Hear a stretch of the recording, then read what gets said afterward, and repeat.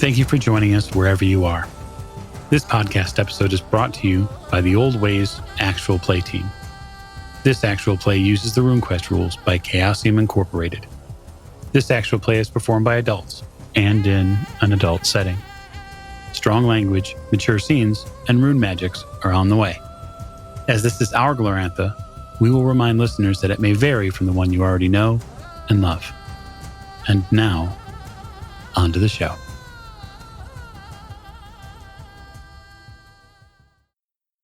Thank you for joining us again on another episode of the Old Ways podcast. I am your game master this evening, Michael Diamond. My pronouns are he, him.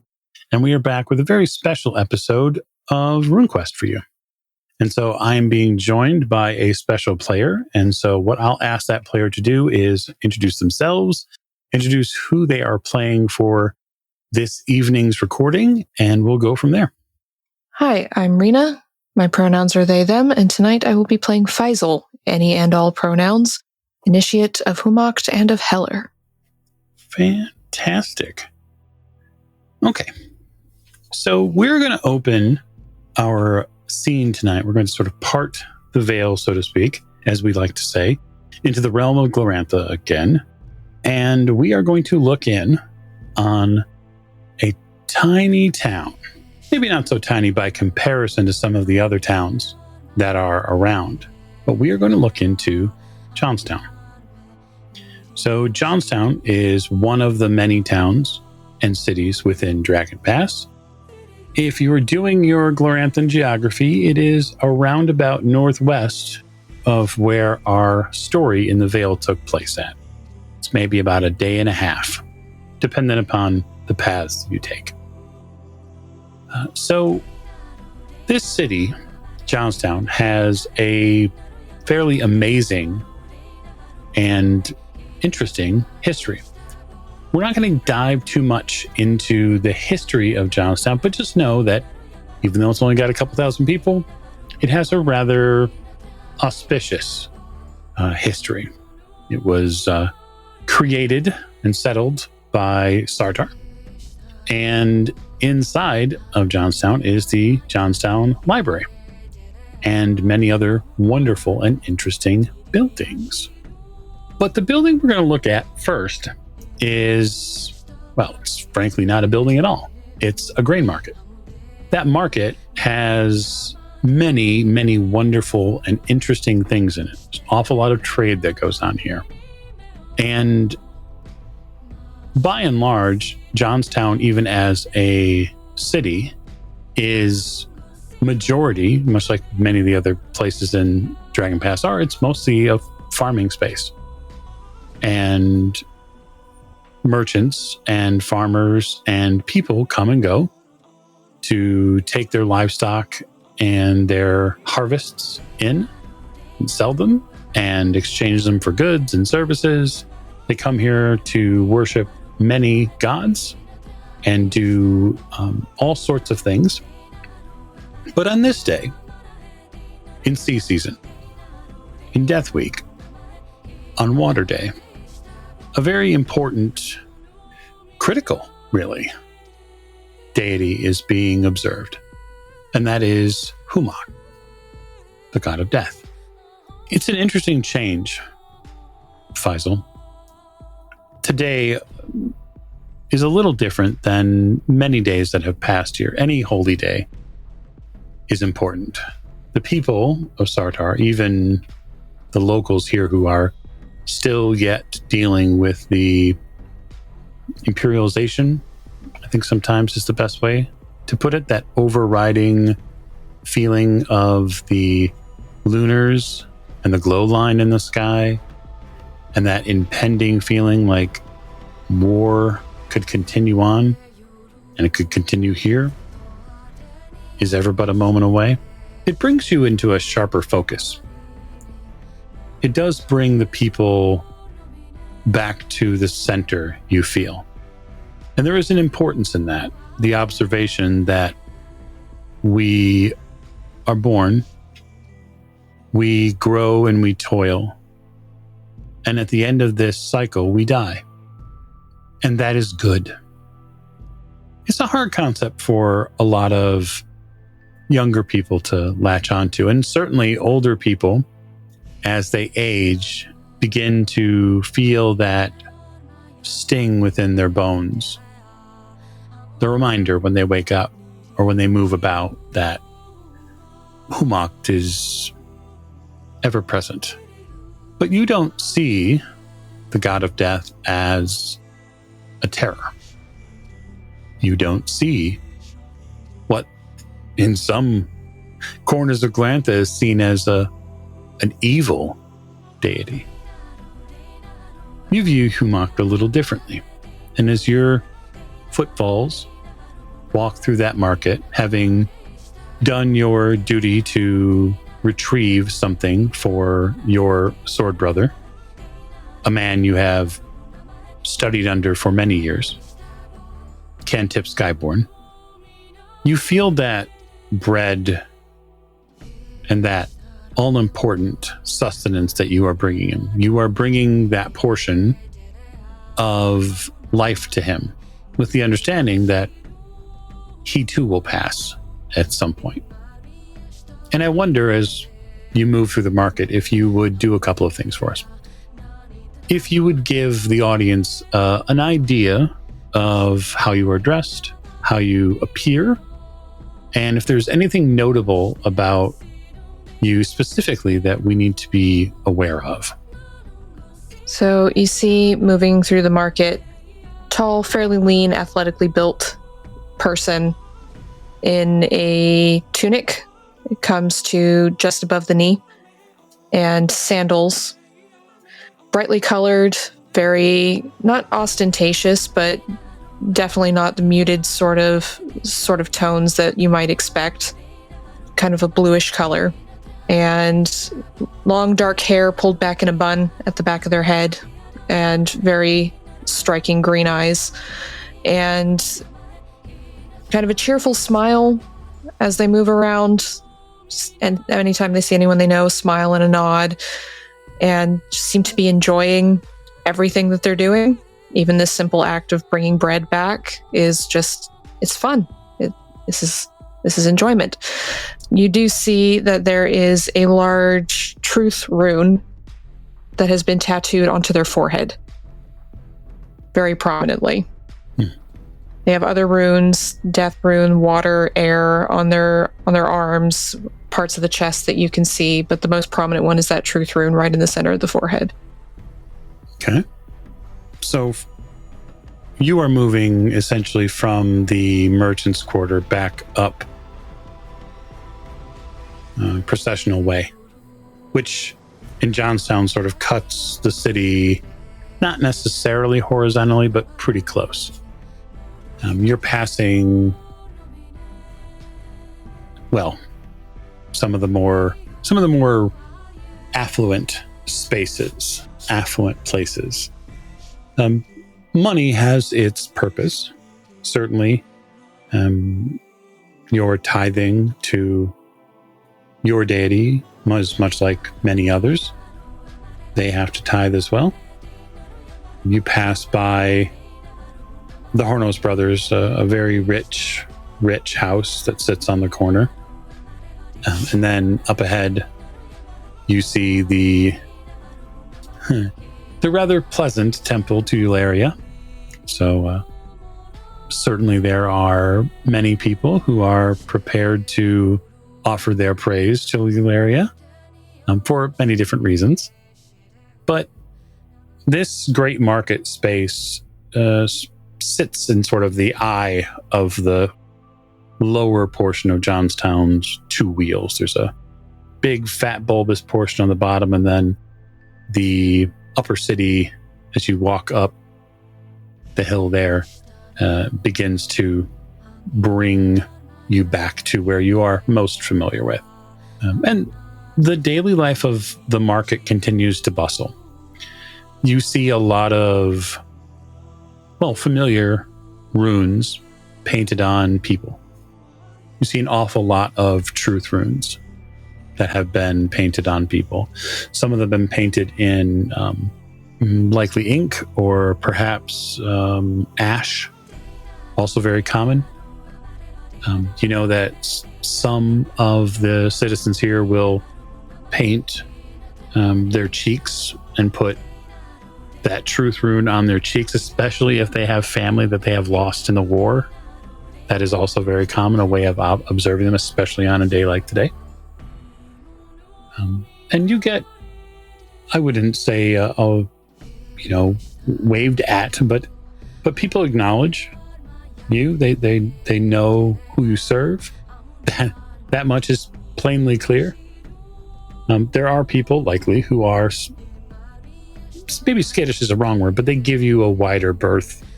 They step back a little because you are also a professional soldier. And these are farmers, for the most part, farmers and merchants. But climbing the hill, you make your way past a shrine to Orlanth Rex. You turn right onto Holy Street, and you point yourself towards the mayor's house, because right beyond that is the shrine to Humak. Earlier today, your tutor, your mentor, your sword brother, Catnip Skyborn, asked you to collect several things from the market. It does seem like an awful lot of food he's requested. He's a larger man. He's probably close to 2 meters tall. So he borders well above 6.5 feet.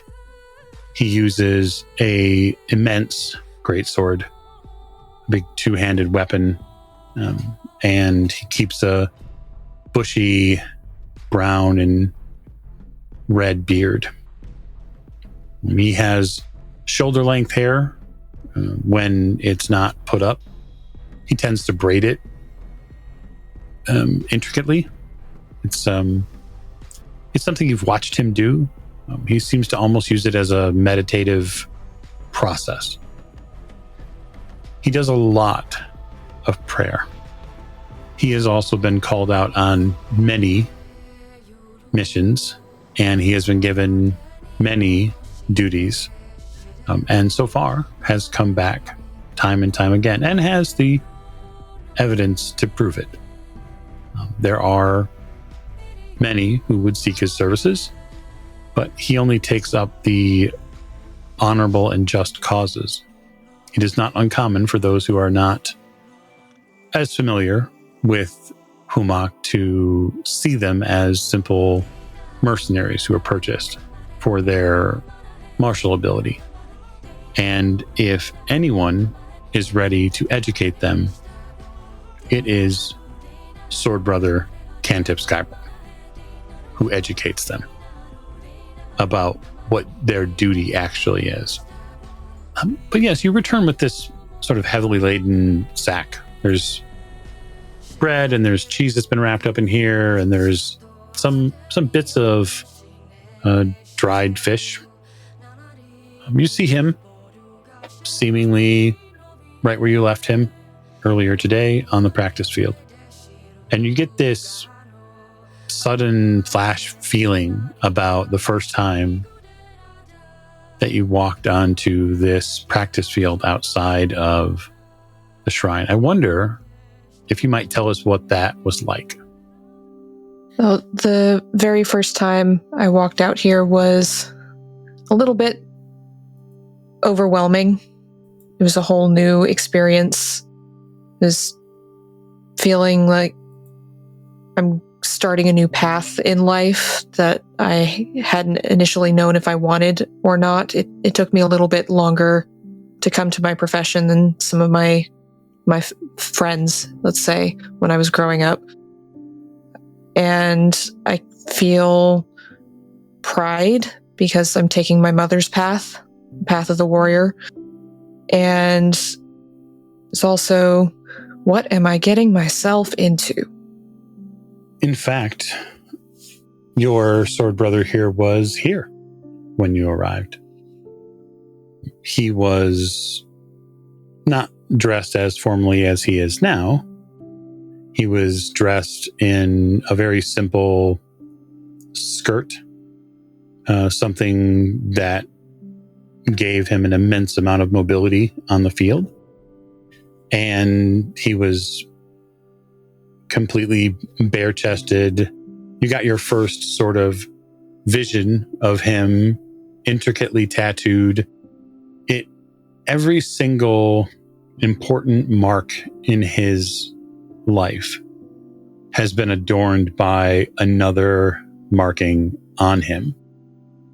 And it gives him such a wonderful litany of stories to draw from.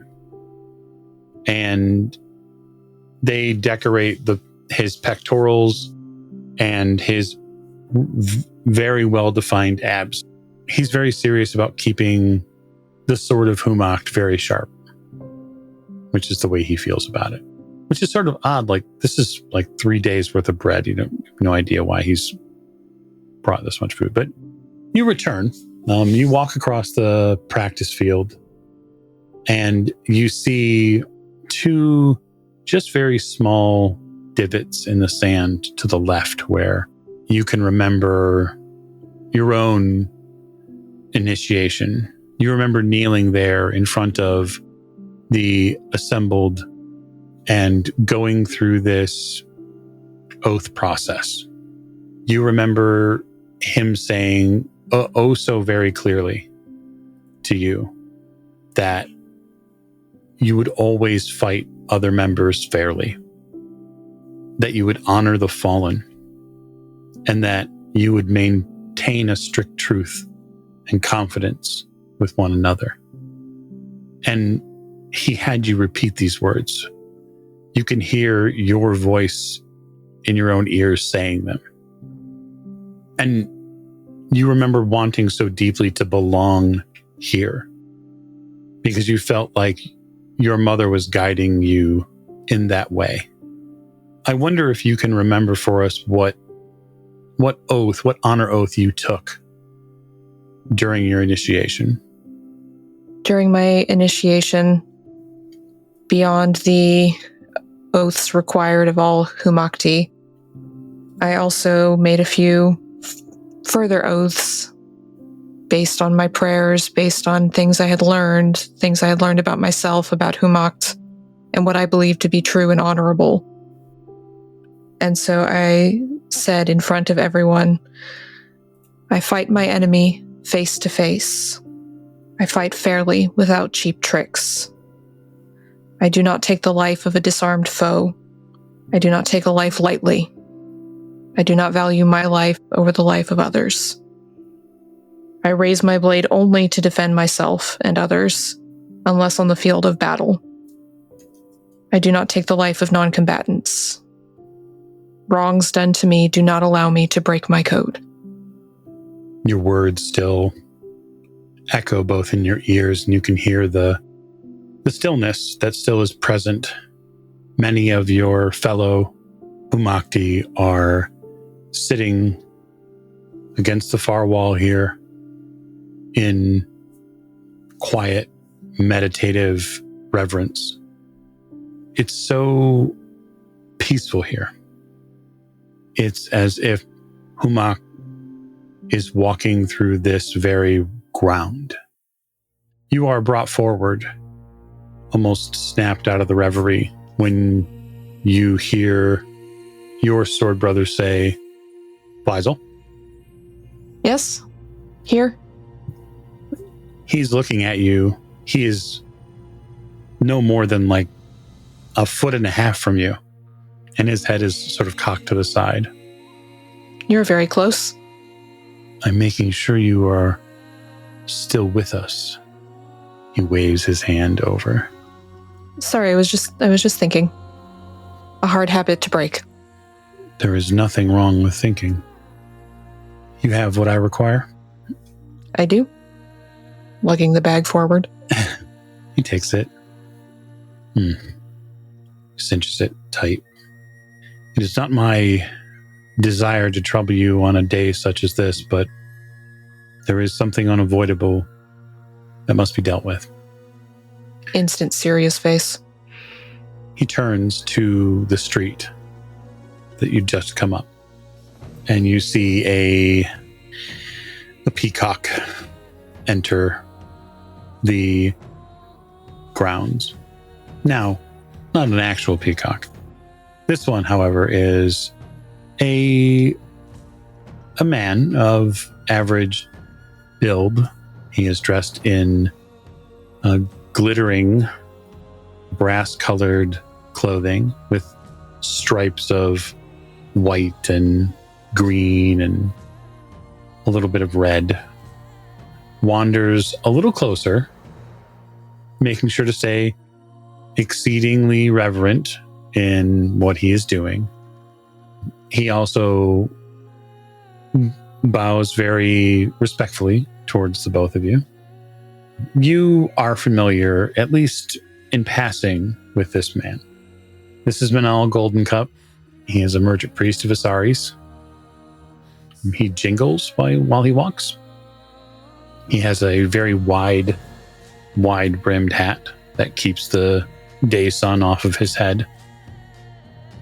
One wonders if he doesn't tip over sometimes with the size of it.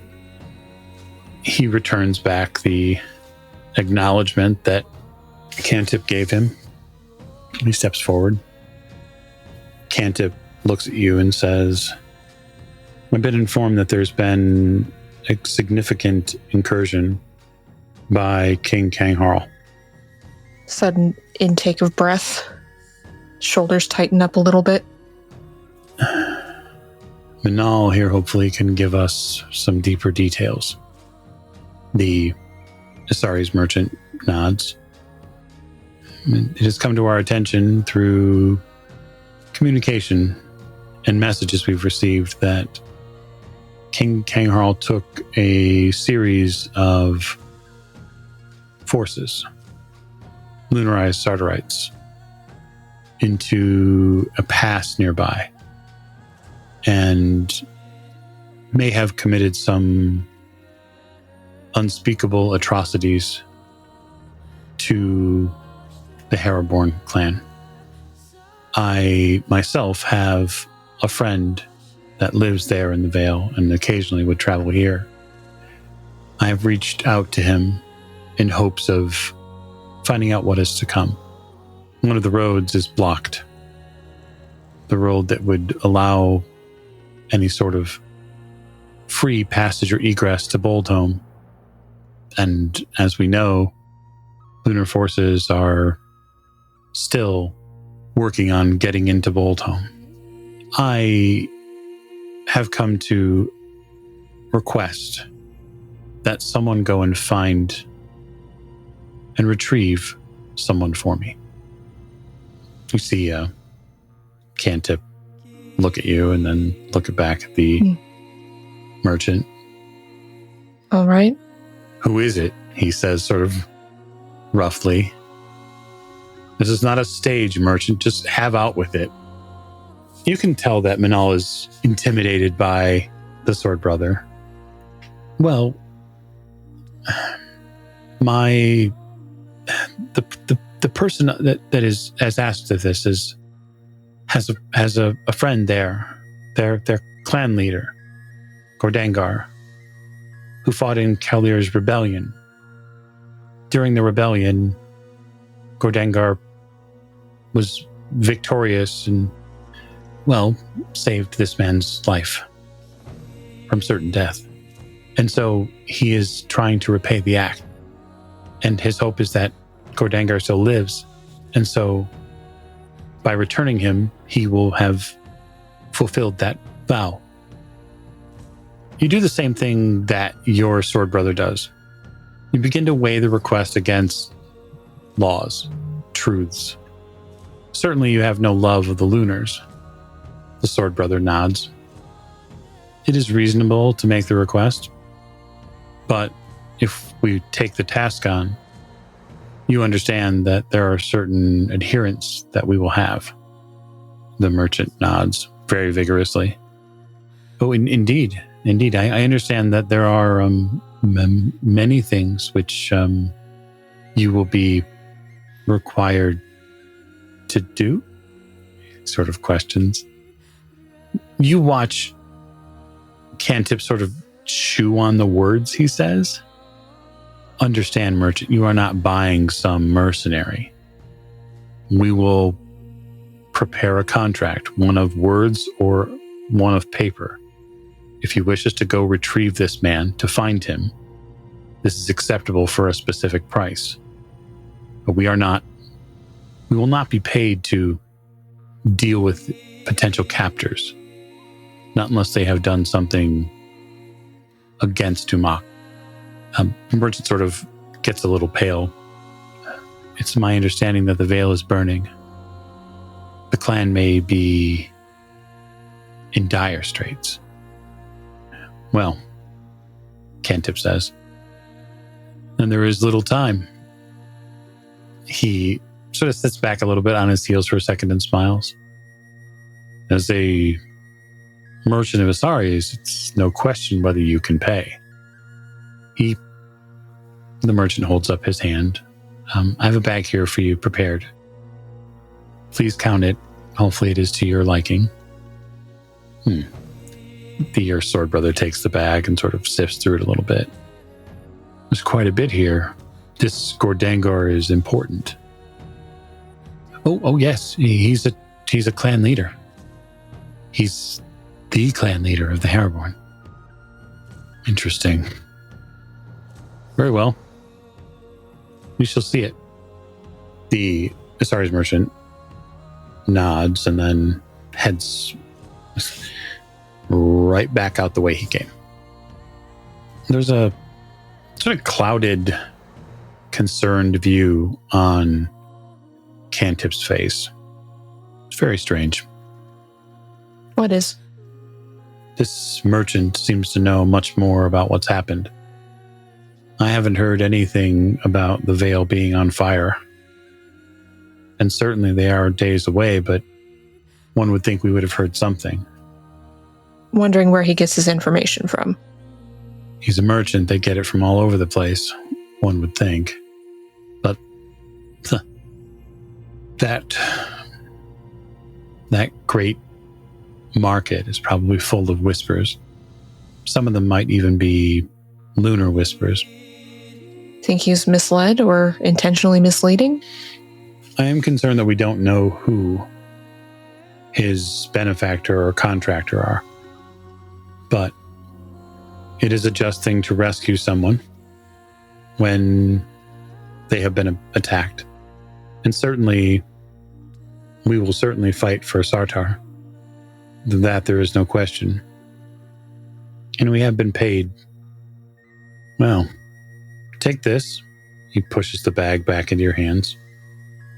Seems my vision was correct. You'll need it for the road. Oh. As your sword brother, I charge you with finding Gordangar. I will do it. Locate him, and if not, locate what remains of him.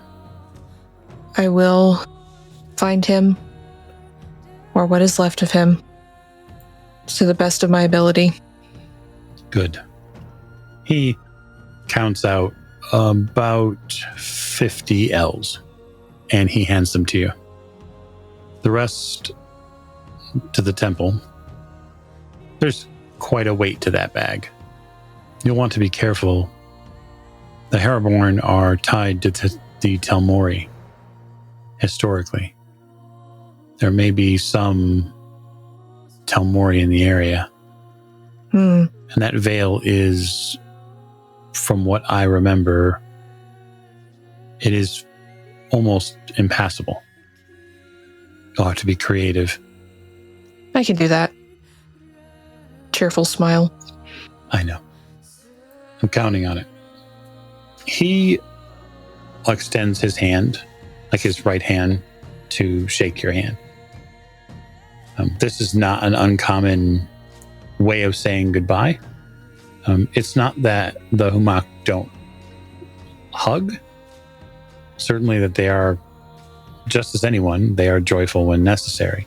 But your sword brother, Cantip, is not... You've never seen him actually embrace someone.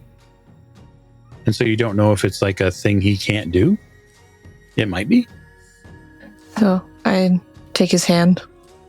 He looks you directly in the eye and says, "Who might guide your blade?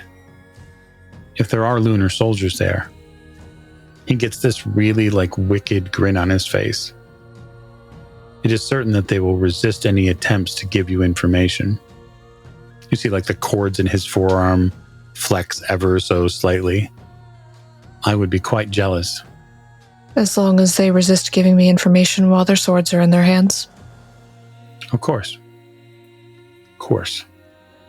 They are a proud and arrogant people.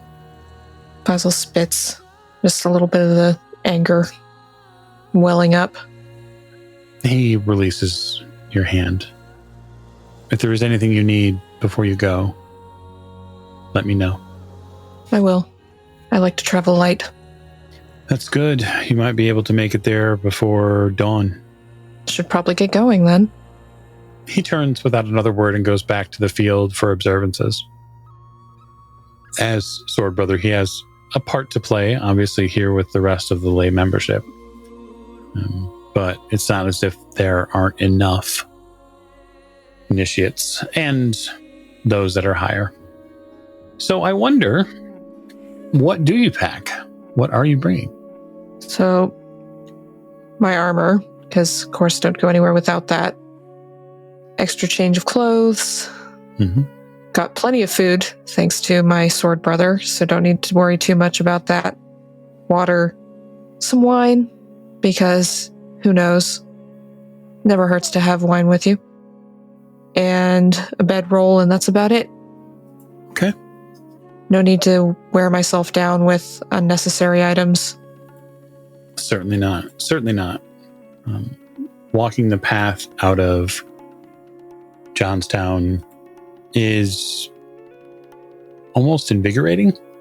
You could certainly go out of the main gate if you'd like, but you might also consider going out of the south gate, as your path is going to take you that away.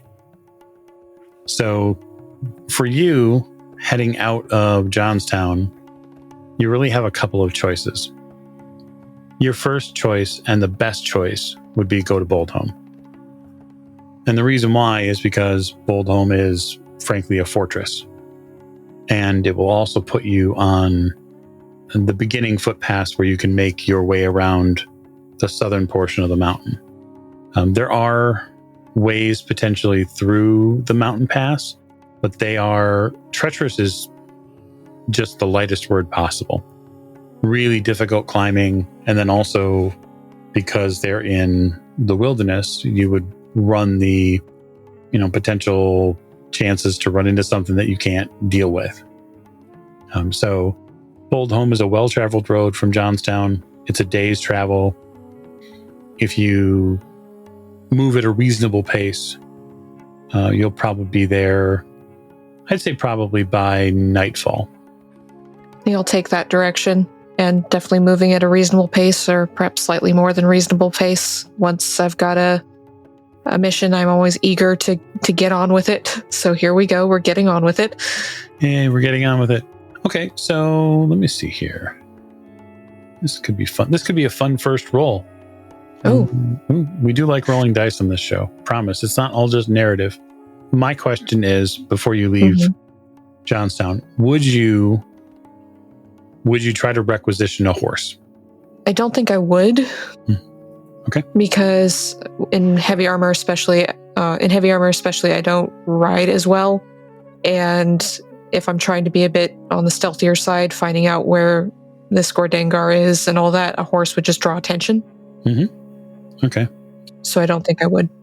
What I'm going to give you is a con roll. So your con is? Con is 11. So we'll give you a con times 5 roll. So 55 or under. 54. Ooh, yay. Okay, so for the first half of your travel to Boldholm, you make a pretty good time. You get into the early afternoon, and it's sea season, so it's not necessarily yet super warm. Sea season is essentially spring in Glorantha. And so there's a little bit of rain, light, but not heavy. There's quite a bit of sun, and you make pretty good time. Now my question is, for the other half of the day, let's have another one. Oh boy. Oh, 56, 1 over. Okay, so there's no luck in this game. There's no luck for you or anybody. So you slow down, understandably so. You make really good time through the first half, and then essentially, like, your endurance and the armor and all of your gear, it begins to weigh on you. And as it weighs on you, you have to yield to your body. But we'll say around 9, maybe 10 p.m. Not that obviously RuneQuest folks track in that same way, but it is into the night when you get close to Boldhome, and you can see it clearly and very directly as you approach it. So Boldhome is a pretty special place, and we haven't really gotten a chance to dive into some of the cities and some of the other spaces on this part of the show, because RuneQuest, for the most part, in the 6 seasons, has been sort of cloistered directly into the Vale. And so we're all going to learn more about the general geography, and we're also going to learn about Boldhome. So first and foremost, you reach the gate. So there is a northern gate, right? There are 2 massive, as you approach the massive mountains, that eventually flatten out into a very tiny space, comparatively, in between them, which is where the road runs. And you get close, and that's when you start picking up on campsites. So people who stopped here before, right outside the gates, or have had to wait, and you start seeing soldiers, because obviously Boldhome is expecting the war to only get worse. You have to, and do so reasonably easily, you have to prove who you are, and you are allowed passage through that gate, which is where you pick up a river. So there's a river that runs right along the path deeper into Boldhome. So you see just this amazing, utterly amazing plateau as you go in. Boldhome is a beautiful, beautiful city. And so there, to your left, along the mountains, you see that there are these beautiful spots that are sort of stitched into the side of the mountain. And then there's the bottom portion of the valley here between these mountains that has the city in it. And I'm going to say it's likely you've probably been to Boldhome before, given the proximity in Johnstown. There is an enormous, by comparison, temple to Humacht here, which is sort of directly near the part of these 2 rivers that come together in this Y formation. So very fitting that the temple would be there. And it's unfortunate that you aren't going to be able to stay very long, if at all. You, after basically jogging, forced marching, etc., for the better part of a day, though, are probably going to need to rest somewhere. So you go to Joe's in Boldhome. Now, Joe's is, I guess, the closest thing is it's like a franchise. There are Joe's all over the place. There's one in Johnstown. There's one in Boldhome. They are inns. And Joe's is a established sort of chain of inns. You see the beautiful man and harmony runes emblazoned on the side of the sign. And you also know that the thing that makes Joe's great is that many times he gives free food and free board to anyone who's loyal to Sartor. Now, those who can pay generally do because it's only fair, and it helps support the people who can't. Admirable. Indeed. You find a place to lay down there, because after a day of movement like that, you're pretty well spent. But it doesn't keep you from having a wonderful vegetable stew and perhaps a glass of wine. And you sort of feel like you're on a trip, and there is some exhilaration in seeing the different lives that here exist within Boldhome, even though they are very much on a war footing here. They are expecting the Lunar Army to press against Boldhome, and there is rumors and whispers that the Crimson Bat is coming this way. That rumor sends a chill up my spine, as it does for a lot of people, I imagine. Well, certainly. It is particularly terrifying to someone like yourself who knows that the Crimson Bat, if you're devoured by it or killed by it, death is not only certain, but unfortunately you are pushed somewhere else. You do not send your energy back into the world as you are supposed to. It is a torturous and terrifying thing. And if it's true, Boldhome is in for one hell of a fight. But that hasn't happened yet, if it happens at all. The morning arrives, early morning. You rest for maybe 4 to 5 hours. It's really all your body needs before you're back on the road again. You exit out one of the gates, and you begin to have to consider how you'll approach. So it is known to some Sartorites like yourself that the Heraborn exist in this tucked away vale between the Kivin and Craigradius mountains. Mm-hmm. You are very close to several of those mountain chains. So you will end up going around Kivin. So the Kivin Mountains are what you're going to go around. And essentially you have a couple of choices. You can go out of the main gate at Boldhome, and you can go towards Good Fork. So Good Fork, farming community, reasonable establishment, and settled land. And then you can hook back south at that point and go way around through Broke Rock Hills and try to get into the Vale that way. Or you can take your chances and try to essentially shortcut through not mountains, but rocks and hills to try to shortcut and find a back way into the Vale. Not something that a army could take per se, but certainly one person, and scouts likely do. Based on what I know of how these sort of situations work when an army moves in and then moves out, I'm going to want to move faster.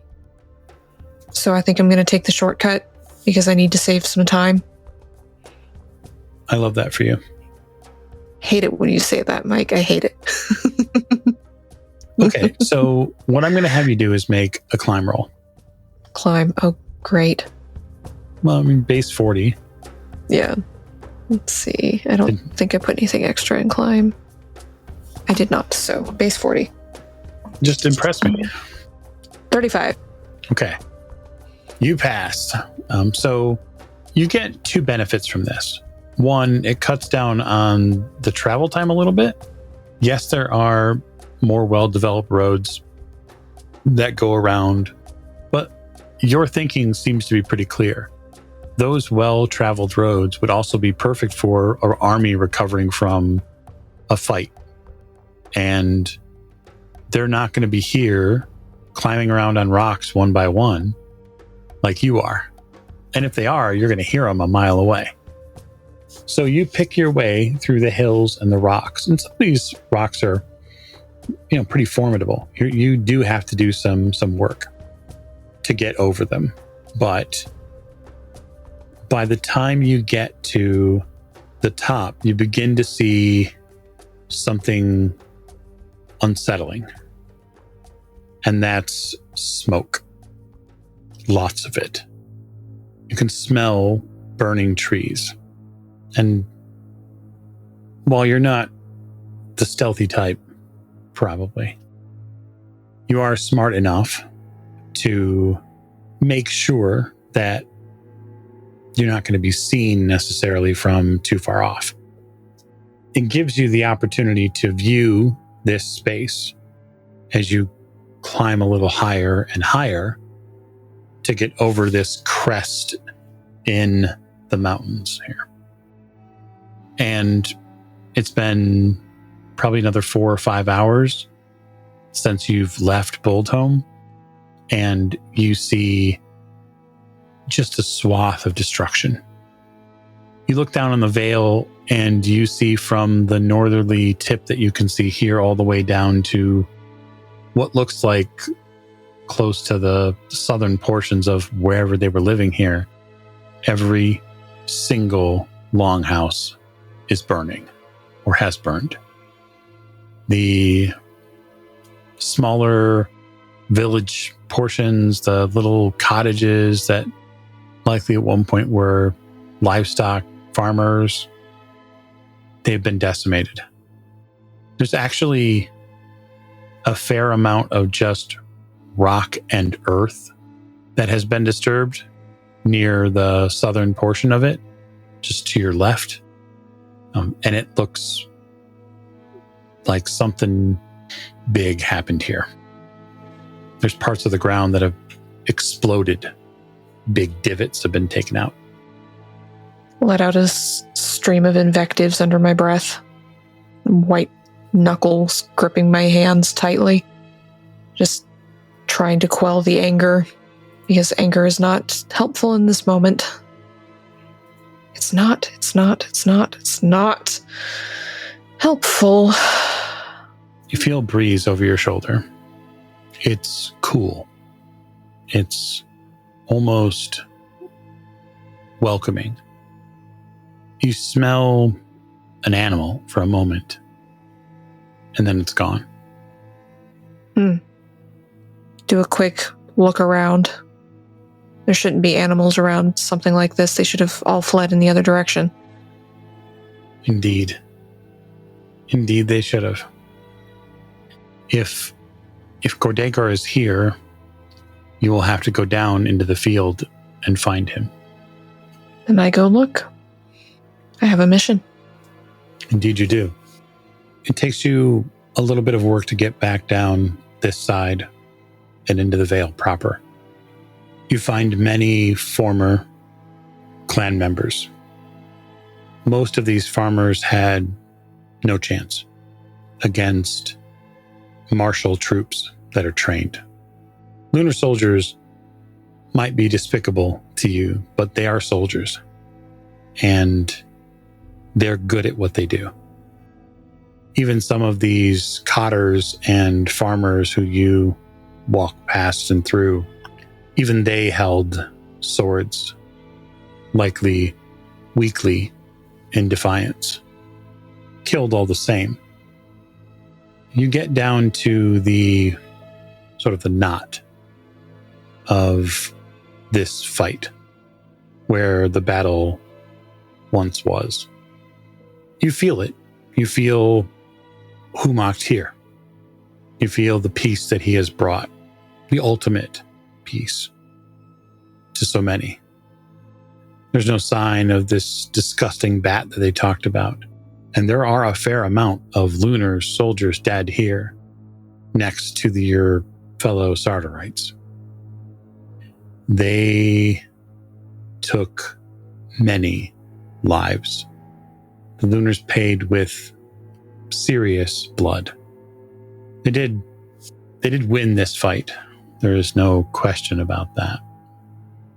And amongst the bodies, there is a murmur that goes through you. And you realize somehow one soul here has not yet met Umakt, but is about to. Can I first off tell which side they were on? By the clothing that she's wearing, it is likely that she lived here. Okay. Up against one of the wooden palisade walls, there is a wizened, old, white-haired woman. She is bleeding from what you believe are terminal wounds. You are free, of course, to attempt to staunch her bleeding. I'm going to try, because you help people. That's what you do. Okay. If you'd like to attempt to help, you can roll first aid. Okay. So I'll drop down to my knees next to her and start trying to staunch the bleeding and bandage her up as best as I can. But I don't think a 49 is going to do it. No, I have 35 in first aid, so 49 is above it. The woman whose eyes are as if they've been plucked from the night sky, she stays your hand when you get close and start trying to help her wounds. She says in a very soft voice, it's my time. Bow my head. We must go when we are called.